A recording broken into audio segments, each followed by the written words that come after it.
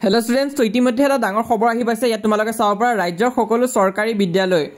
চৰকাৰী কাৰ্যকলাপ বন্ধ ঘোষণা ব্যক্তিগত বিদ্যালয় বন্ধ ঘোষণা কৰিবলৈ কৰ্তৃপক্ষক অনুৰোধ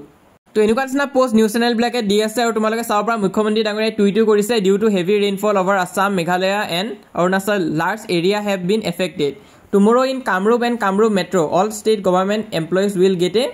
SLC, school and colleges to remain shut and private establishment are also advised to take measures accordingly. Tet কোৱা হৈছে যে স্কুল আৰু কলেজেছ বিলাক কালিলৈ বন্ধ থাকিব কামৰূপ আৰু কামৰূপ মেট্ৰো ডিস্ট্ৰিক্টত আৰু বিভিন্ন ডিস্ট্ৰিক্টতো এডভাইস দিয়া হৈছে যে বন্ধ কৰিবৰ কাৰণে তো যিসকল চৰকাৰী স্কুল হয় তাতো বন্ধ দিছেই লগতে বেচৰকাৰী স্কুলবোৰকো এডভাইস দিয়া হৈছে যে বন্ধ ৰাখিবৰ কাৰণে কাৰণ এতিয়া বৰকৈ বৰষুণ হৈ আছে বতৰটো তোমালোকে নিশ্চয় দেখিছাই আৰু এতিয়া তোমালোকৰ চিন্তা লাগিব পাৰে যে কোনবোৰ স্কুল বন্ধ থাকিব তো আপাৰ আসামৰ বিভিন্ন স্কুল কিন্তু বন্ধ হোৱা নাই তাত ইমানটা বৰষুণৰ প্ৰভাৱ দেখা যোৱা নাই কিন্তু যিবোৰ ডিস্ট্ৰিক্টত হৈছে আৰু কামৰূপ মেট্ৰোটো বন্ধ হৈ দিছে চৰকাৰে আৰু বিভিন্ন ডিস্ট্ৰিক্ট যেনেকৈ মৰিগাঁও তাৰপিছত গুৱাহাটী উদালগুৰি তো তেনেকুৱা ধৰণৰ ডিস্ট্ৰিক্টত কি হৈছে 24 ঘণ্টাই বৰষুণ দি আছে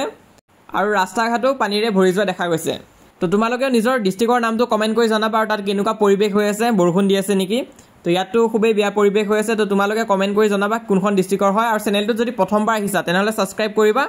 আৰু এই বন্ধটো হয়তো আৰু বঢ়াই দিব পাৰে যদি বঢ়াই দিয়ে তেনেহলে মই তোমালোকক জনাই দিম চেনেলটো সাবস্ক্ৰাইব কৰি ৰাখিবা এনে ধৰণৰ ইনফৰমেশন সবতছে আগতীয়াকৈ তোমালোকে পাই থাকিবা